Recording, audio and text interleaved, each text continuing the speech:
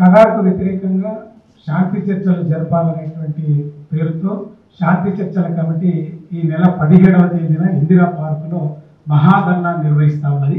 ఈ మహాధర్నాను విజయవంతం చేయవలసిందిగా శాంతి చర్చల కమిటీ తరఫున అట్లాగే వామపక్ష ఇతర పార్టీల తరఫున కూడా యావత్ ప్రజానీకానికి విజ్ఞప్తి చేస్తా ఉన్నాం. గత 3-4 నెలలుగా కేంద్ర ప్రభుత్వానికి అప్పీల్ చేస్తూ ఉన్నాం. అంటే ఏదైతే కగారు మహాయుద్ధం పేరు మీద ఆదివాసీలను చంపడం, మావోయిస్టు పార్టీని నిర్మూలన చేసేటటువంటి ప్రక్రియలో పోతున్నటువంటి ఈ ప్రభుత్వానికి చాలాసార్లుగా అన్ని పార్టీలు, మేధావులు, దేశంలో ఉండేటటువంటి దేశభక్తి కలిగిన ప్రతి వారు కూడా ఈ యుద్ధాన్ని ఆపాలనేటువంటి దాంతో డిమాండ్ చేస్తూ విజ్ఞప్తులు చేస్తున్నటువంటి స్థితి చాలా స్పష్టంగా కనబడుతున్నది.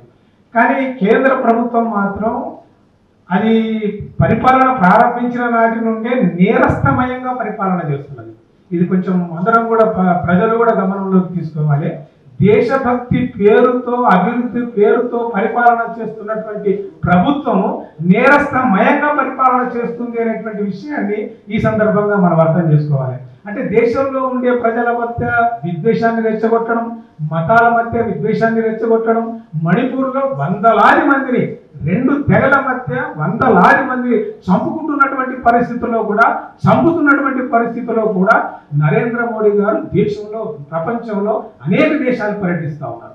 అనేక దేశాల్లో తన యొక్క మీటింగ్లో అనేక అభివృద్ధి మాటలు మాట్లాడుతూ ఉన్నాడు. కానీ సొంత దేశమైనటువంటి మణిపూర్ రాష్ట్రంలో వందలాది మందిని చంపడమే కాదు, మహిళల్ని నగ్నంగా ఊరేగిస్తున్నప్పటికీ కూడా తనకు తీరిక దొరకనటువంటి పరిస్థితి ఉన్నది.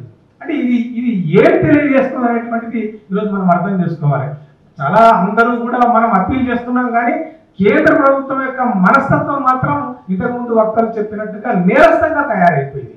అది ముస్లింలను తొలగించాలి, కమ్యూనిస్టులని తొలగించాలి, క్రిస్టియన్లని తొలగించాలి. అంటే భారతదేశ రాజ్యాంగంలో ఉండేటటువంటి మౌలిక సూత్రాలకు వ్యతిరేకంగా ఈరోజు పరిపాలన చేసే వైపుగా అది కొనసాగుతున్నది. అంటే అందరూ సమానంగా ఉండాలి, మతాల్ని సమానత్వంగా ప్రేమించాలి లేదా సమానత్వంగా చూడాలి, లౌకిక సెక్యులర్ ప్రజాస్వామిక విలువల్ని పెంపొందించాలి దేశంలో అనేటువంటి దానికి స్థానానికి భిన్నంగా, వైరుధ్యంగా ఈరోజు ప్రజల మీదనే దాడి చేసేటటువంటి ప్రక్రియకి ఈరోజు అది పూనుకుంటా ఉన్నది. వాళ్ళు శాంతి చర్చలకు వస్తామని అంటున్నారు మావోయిస్ట్ పార్టీ. నీకేమి ఆ ధైర్యం అని నేను అడుగుతా ఉన్నాను. నీకెందుకు ఆ ధైర్యం లేకుండా ఉంది అనేటువంటిది. లెట్ మీ డిబేట్, వాటితో చర్చించు. ఈరోజు వామపక్షాలు కానీ మావోయిస్ట్ పార్టీ కానీ ఏమడుగుతున్నది? ఈ దేశంలో పేదరికం ఉన్నది, పేదరికాన్ని ఎందుకు నిర్మూలించడం లేదు అనేటువంటి ప్రశ్న ఈరోజు వాళ్ళు వేస్తున్నారు, మేము వేస్తున్నాం. నిజంగా ఈ దేశంలో 147 కోట్ల జనంలో నువ్వు ఎంతమందికి ఉపాధి కల్పించినావు, ఎంతమందికి ఉద్యోగాన్ని కల్పించినావు? నీవు ఈ దేశంలో విద్యార్థులకు లేదా విద్యను అందించేటటువంటి బాధ్యతను ఏ మేరకు తీసుకున్నావు? ఇది కదా వాళ్ళు అడిగేది. వాళ్ళు వేరే ఏమి అడగరు. ఏమడుగుతారు? ఈ దేశంలో ఉండేటటువంటి అసమానత్వాన్ని గురించి వాళ్ళు ప్రశ్నిస్తారు. ఎందుకు ఇంత తేడా ఉందనేటువంటిది వాళ్ళు మాట్లాడతారు. అంటే రోజు రోజుకు ధనవంతులు పెరిగిపోతున్న సందర్భం, మరొక పక్క పేదరికం అనేటువంటిది మరింత పెరుగుతున్నటువంటి సందర్భం. ఇది ఎందుకు ఉందనేటువంటి ప్రశ్న ఈరోజు అందరం అడుగుతాం మనం.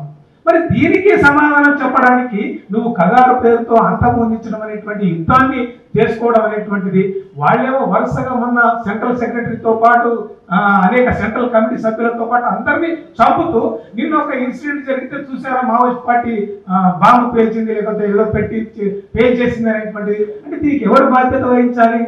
అంటే కేంద్రంలో ఉండేటటువంటి ప్రభుత్వం తాను వకాల్తా తీసుకొని ఈ దేశంలో జరుగుతున్నటువంటి అన్నిటికీ కూడా బాధ్యత వహించి ఆపేటటువంటి, అంటే నీ ఉద్దేశం ఏమిటి? ఇది ఆగాలి, అంతే కదా. మారణ హోమం ఆగాలన్నప్పుడు, విధ్వంసం ఆగాలన్నప్పుడు, నువ్వు ఏ విషయమైనా నువ్వు పాకిస్తాన్తో చర్చలు చేసినప్పుడు దేశంలో పుట్టిన బిడ్డలతో నువ్వు చర్చించడానికి నీకేం ఆటంకం అనేటువంటి ప్రశ్న ఈరోజు మేము వామపక్ష పార్టీలుగా లేదా శాంతి చర్చల కమిటీగా మేమందరం కూడా ప్రశ్నిస్తా ఉన్నాం. అంటే అందుకనే మేము అడిగేది ఏమిటంటే, ఎట్టి పరిస్థితుల్లో కగారు అనేటువంటి యుద్ధాన్ని ఆపాలి.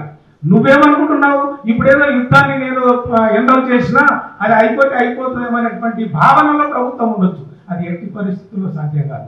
ఈ దేశంలో ఉండేటటువంటి అసమానతలు పోయే వరకు, పేదరికం పోయే వరకు, ప్రతి మనిషికి కూడు గుడ్డు విద్య వైద్యం అనేటువంటి దాంతో పాటు ఒక స్వేచ్ఛ అనేటటువంటిది పొందితేనే నీవు అనుకునేటువంటి ప్రశ్న పుట్టకుండా అవకాశం ఉంటుంది. కానీ అదర్వైజ్ ప్రశ్న అనేటువంటిది సమాజంలో, దేశంలో ఉంటూనే ఉంటుంది. కాబట్టి ప్రభుత్వం ఇప్పటికైనా ఆలోచించి ఈ యొక్క కగారును వెంటనే ఆపాలని, శాంతి చర్చల ప్రక్రియను ముందుకు తీసుకురావాలని చెప్పి సిపిఎంఎల్ మాస్ లైన్ పార్టీగా శాంతి చర్చల కమిటీగా ఈ సందర్భంగా మేము ప్రభుత్వాన్ని డిమాండ్ చేస్తాము.